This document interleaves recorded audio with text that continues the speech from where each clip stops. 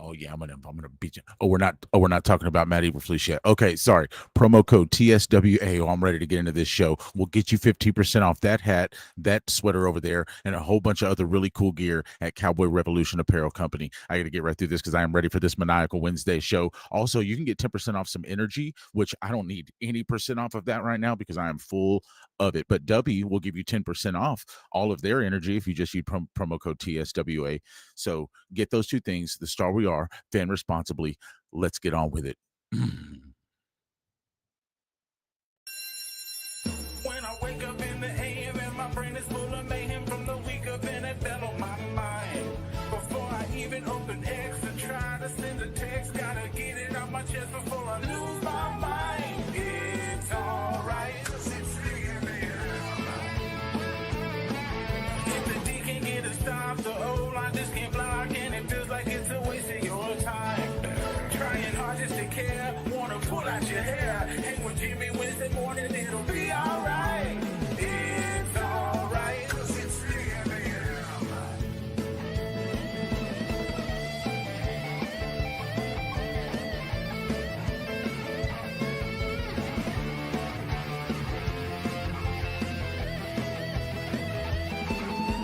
It's alright, 'cause it's AM. It's alright, 'cause it's AM. It's alright to be mad as hell.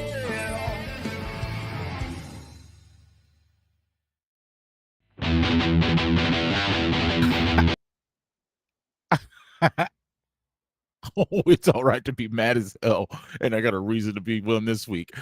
Shout out to the star we are real quick for that brilliant, badass intro. Excuse my lack of better words there. That's a good song. Okay, I know it's a parody, saved by the whatever, but we killed it. All right, we crushed it lyrically, talent wise.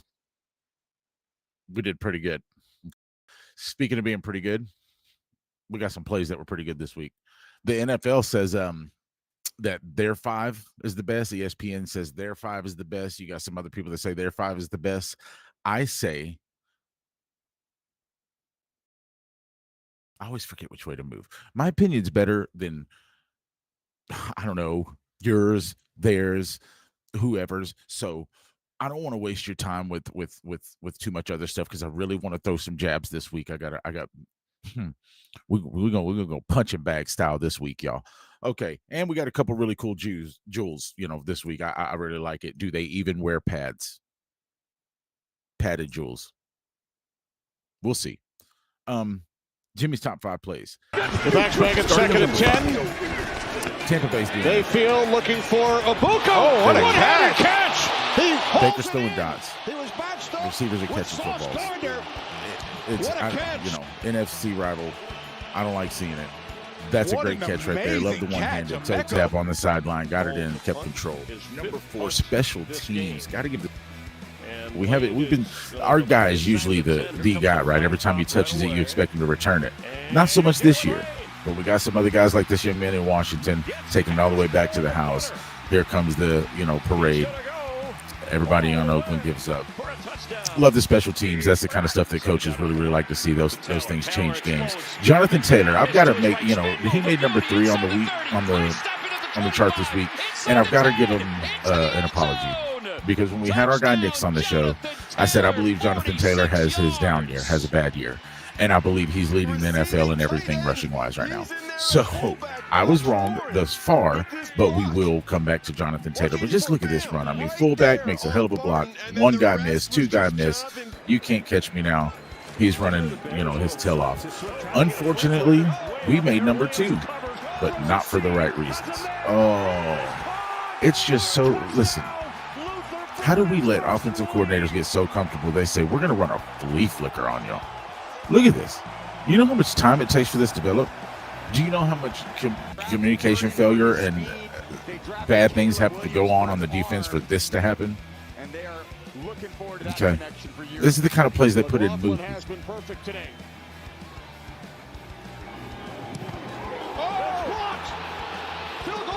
Sorry about that, guys. We had a secondary mic blowing out. It didn't need to be on. We also have the Jets over here, blocking kicks, and we had a doubleheader at number 1. I don't even want to talk about this one. Just watch it. The guy blocked 2 in that game. Probably should be the MVP of that single football game. So those are my top 5 plays. I know you probably hated number 1, but I had to do the doubleheader. It was just a week of block kicks. If you're a betting person, it was a week of upsets. It was just a week of being upset if you're a Dallas Cowboys fan. But before we get too upset, okay, we're gonna get a little lighter air here. Jimmy's gonna show you his jewels. Okay. YouTube doesn't allow me to do that, so get your mind out of the gutter. I'm going to show you these 2 young, beautiful jewels right here, Miss Erin Andrews, Mr. Cole Hutchison. They shined this week. Unfortunately, none of our Dallas Cowboys did. They just didn't. I mean, I could talk about how the quarterback played well. I know our kicker's the best one in the league. I don't want to just keep saying, hey, my quarterback played good, but we lost, and we got a good kicker. I'd rather have the worst kicker in the NFL and a better football team, to be honest with you. But I love Brandon Aubrey. No shade against him, but just when it comes down to the things that matter most, we need some help. Like I said, a little bit lighthearted. We're going to talk about these young ladies. Like I said, they're absolutely killing it. The reason I chose them this week is because we've been following Nicole for a couple years now since we started the Star We Are. And this preseason, this camp so far this season, on the rewind, on the 1st and 10, everything she does, she's been absolutely stellar. Girls talk, boys talk, super duper cool. We're a super fan, admire her work. And then Erin Andrews, right? Super cool story, crazy lawsuit in her career. If you didn't know about it, go check it out. She's got a really interesting bio and wiki, and she is spreading her talents onto TV on the new show 99 to Beat, and it was just real cool. It was a relief after we got beat to watch 99 to Beat. Because it feels like we have 99 men on the football team, on the football field against us to beat when we play, at least on defense. But she was really cool on that show, really good. And so I chose a couple ladies to shout out this week for the jewels. And so I'm going to tell you a little bit about Miss Erin Andrews here. Okay. Very special talent. Very special talent. She, I believe we got some media here. We'll run a little clip.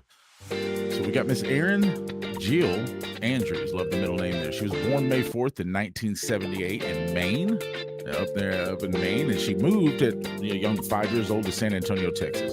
Not too long after to Florida, so she was down south. She went to school in Florida, fell in love with sports thanks to her father, Stephen Andrews. She loved the NBA. She went to the University of Florida, as you've seen there, as a Gator Dazzler. Her husband, Jarrett, he's an NHL star. They have a son. She has a Bachelor of Arts in Telecommunications. She's on College Game Day, ESPN Game Day Morning, Good Morning America, Dancing with the Stars, co-host of NFL on Fox. I mean, just everything you could imagine. And then now on 99 to Beat. And so, sharing her talents to TV. I wanted to shout out there because as I was watching everything on NFL Sunday, I noticed that she stood out more than anybody on my football team did. Also, so did Miss Nicole Hutchison, who I'll tell you a little bit about. She, was born in February 27th. Couldn't find the year, but she looks young. We'll say February 27th, 2020 or 2002 or something like that. I don't know. I don't know how old the young lady is, but I know she attended Howard University. She played a little tennis, actually a really good tennis player, believe it or not. She was a team reporter for the sideline there. She did the HBCU halftime show. And then, of course, like I said, she's at every Cowboys camp on the sidelines, talking to the players we love the most, doing the cool behind-the-scenes interviews, girls talk, boys talk, hanging out with all the great minds of our team and of our sport. And so really, really cool. Love her career. Love what she's doing. Been a part of this team for a while now and a part of our fan club for a while because we are super duper fans of hers. So those 2 ladies have absolutely done brilliant work this week, unlike the man we are about to speak about. Now we're going to throw some jabs, and rightfully so. Let me kill this just in case y'all hear this. 1 second. Okay. Just in case that was loud, let me tune in real quick because we're about to throw some jabs. I got some questions. You might have some questions like, Jimmy, why is your jacket on backwards? Jimmy, why are you wearing glasses at 11 a.m.? Shut your mouth. Matt Eberflus, who Jimmy spoke so highly of. I was like, oh, you don't want to catch the Eberflus. You'll have a career year. You will. As of right now, that seems to be a thing of the past, because if you catch the Eberflus, that means you showed up against this team, walked by Matt, got sick, and then had your best career day against our defense. Russell Wilson, 450, 4 or 5 touchdowns. Caleb Williams, career day. Now, get week 1, Jalen Hurts didn't have a career day, but good Lord, when does he even throw for more than 220? When you show up and you scrape by with a victory against New York, we should so be 3-0 right now. Let me tell you guys, this Cowboys team should be 0-3. I said 3-0. That's cute. We should be 0-3 right now. Definitely could be. When you give up 500 air yards almost to a New York Giants team who just benched the quarterback that was playing in that game. Y'all know Jackson Dart's starting this week? Yeah, that's because Russell Wilson's not good. We made him look top 3. That's an issue. When you give up 450 plus air yards to Russell Wilson and that Giants offense, who the previous week and the week after couldn't move the ball, you're not just the worst defense in the NFL. You're a non-existent, as my man Landry likes to say, and I love it, a non-existent defense. You're not there. I don't know if you didn't get off the plane, off the bus, roll out of the bed. I don't know if you sent your little brother to cover for you that day. You're not there. Matt Eberflus is not there. The defense is not there. They're not on the field. So I don't want to talk about individual performance. Well, Kenny Clark looks good against the run. I don't care. 40 points, 31 points. We ain't giving up less than 20, 4 or 7, whatever the Eagles beat us with, and they didn't even have much offense. Let me tell you, when Matt Eberflus, who I spoke so highly about, gives that up to Russell Wilson, we're all going, well, Chicago's going to look way different. We're going to clean that up. It's going to be right. People are going to communicate. We're not going to give up nothing over the top. The pass defense will be there. We might even sacrifice a little bit on the run just so we don't get torched on the defense. Wrong. Play snap 1. Landry and I looked at each other and went, Caleb missed that, but he was wide open. Let's hope that's not a trend early. Second down. First down on a pass. Wide open. The guy threw 6 or 7 passes to start the game and already had 2 touchdowns. I'm going to say that again. Caleb Williams' first handful of passes in this football game were touchdowns. One of them on a flea flicker. That's high school trick play stuff. That ain't not even supposed to work in the NFL. That's supposed to turn into a turnover, something bad, horrible, something horrible goes wrong. The interception, Caleb doesn't catch it. The guy doesn't get turned around, gets tackled before he gets to toss it back. There's supposed to be a multitude of things that happen bad. Not a flea flicker works to perfect execution in the first quarter of a regular season week 3 football game, and you get torched. I didn't know that was a thing in football. Did you know it's a thing that when defensive coordinators have a really, really bad week, they usually turn it around? I looked at NFL statistics. I looked at some previous numbers. It's like 1 out of 8 games that defenses put together back-to-back bad performances like we just did.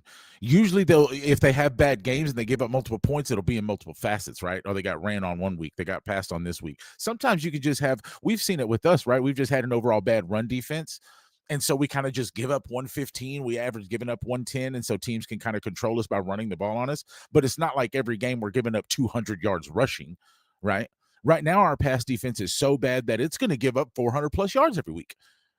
The only reason it did in week 1, I would challenge to go watch the film. I bet people are running open in that game, and Jalen Hurts is just scared to throw it more than 7 yards.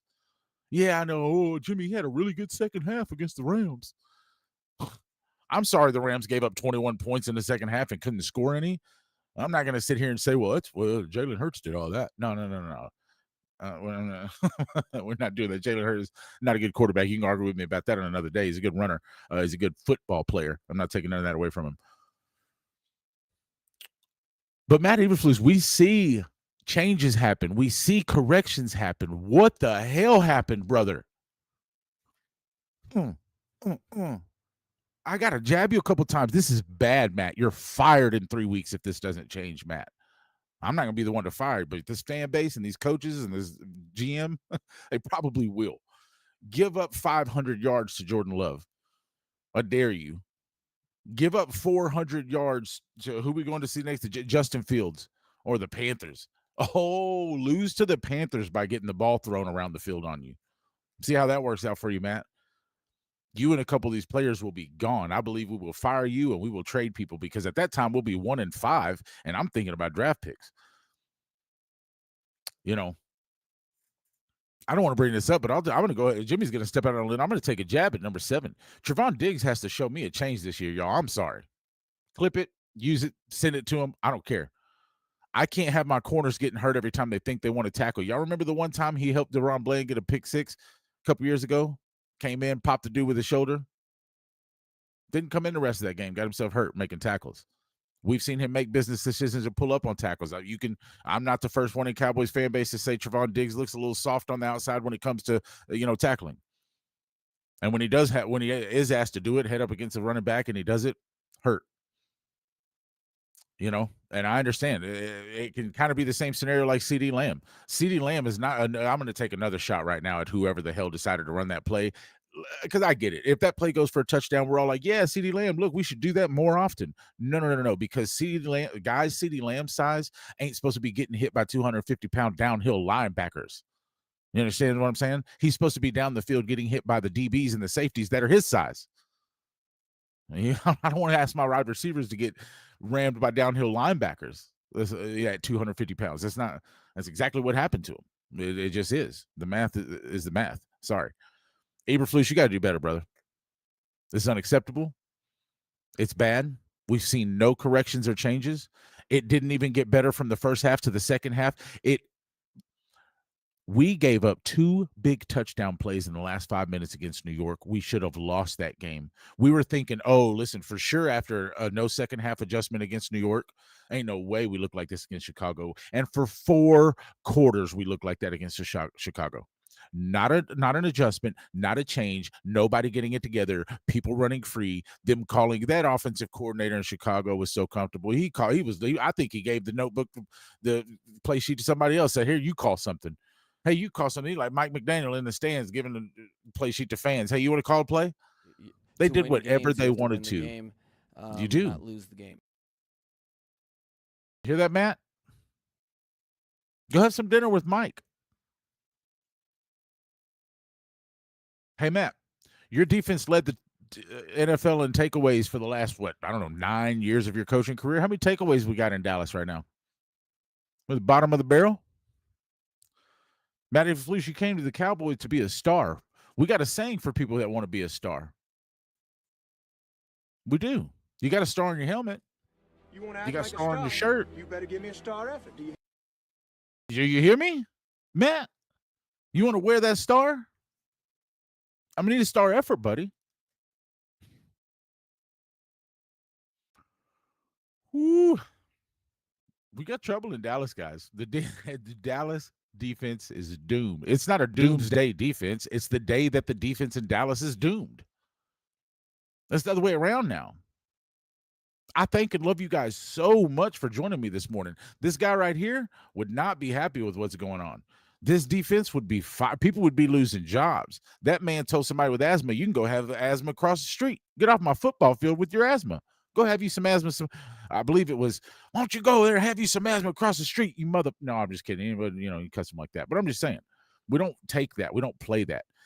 And now after 3 weeks of this, it is on my guy, Brian Schottenheimer, to walk into locker rooms and bite heads off.